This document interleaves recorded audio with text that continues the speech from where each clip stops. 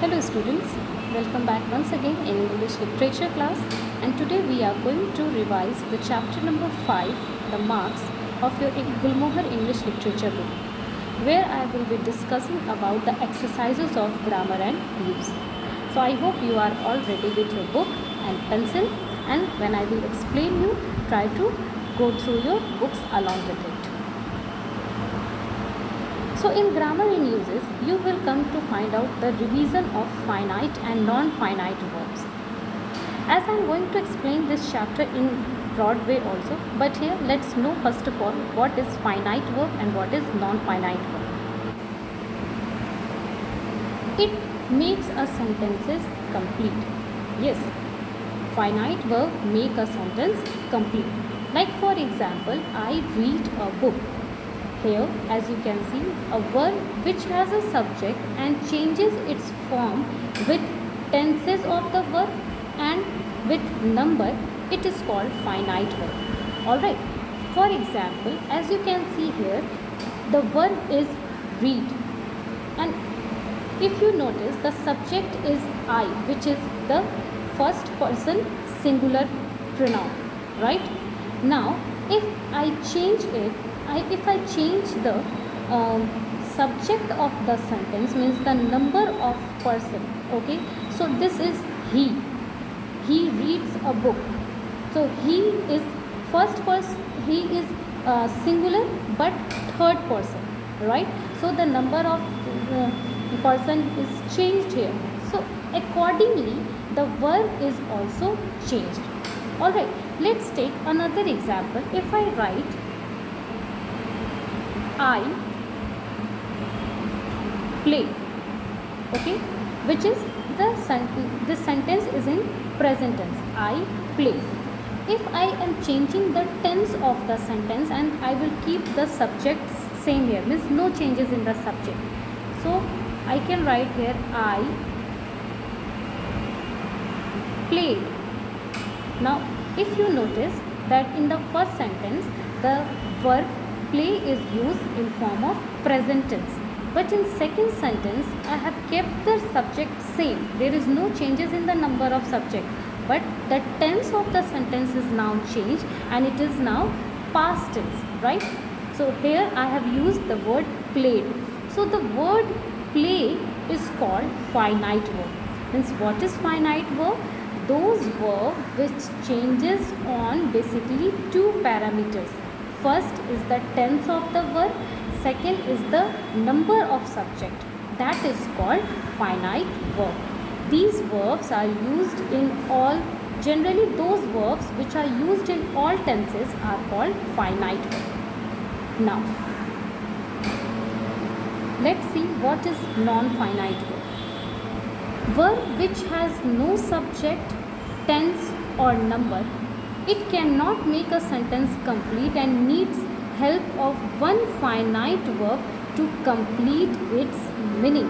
Yes, this is very important. You must understand this, that those verbs which has no subject, tense or number, means the verb which does not change on any of these three parameters, they are known as non-finite verb. And these non-finite verbs generally use, or they generally need one finite verb to make its complete meaning. Like for example, if I write here I to play cricket. Now as you can see that this is not a complete sentence because it is not giving you a complete meaning. But if I say here I like to play cricket, right? So like here is the word which made this non-finite verb to complete by giving a complete meaning. Okay, so like is finite verb, right? Whereas to play is non-finite verb. Am I clear? So what is finite verb? It makes a sentence complete, and the verb which changes on three parameters, means the subject or the tense, and even a number, it is called finite verb. Whereas non-finite verbs are those verbs which has no subject, tense or number, and it cannot make a complete sentence. Now, these non-finite verbs are of three kinds: infinitives, participles, and gerund.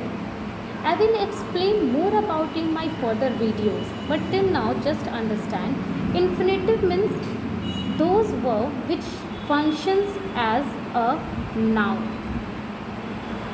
Those verbs which functions as noun, that is called infinitive, and they are generally in this form, to plus verb form, right? Participles functions as adjective as well as verb also, okay, and they are again of three types, and that is present participle, past participle, and perfect participle. Then gerund is also somewhere like infinitive, means they functions as a noun, but they are written in this form, verb plus ing, that is gerund. Alright, so let's see the examples here. He made me laugh. So this is infinitive. I will arrange to see the dentist straight away. So to see is in non-finite, means it is infinitive. I have been reading. So reading is participle. I have worked hard. So worked here is past participle. Sorry, perfect participle. Then dancing is good way to stay fit. So dancing is the noun of the sentence, and it is gerund. Eating ice cream on a windy day can be messy experience if you have long untamed hair.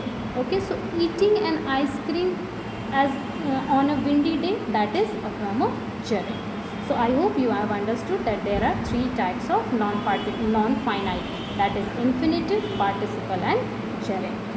Now let's see the exercise.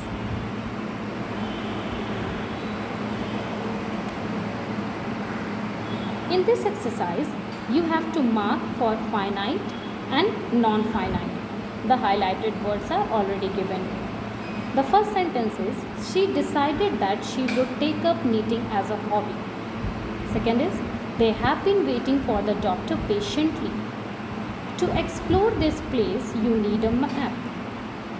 Whom did you talk to on the phone just now? Thank you, we have enjoyed our stay with you immensely. Last, the audience cheered him while he was speaking. Now let's see one by one. She decided that she would take up knitting as a hobby. So here, decided, this is finite verb.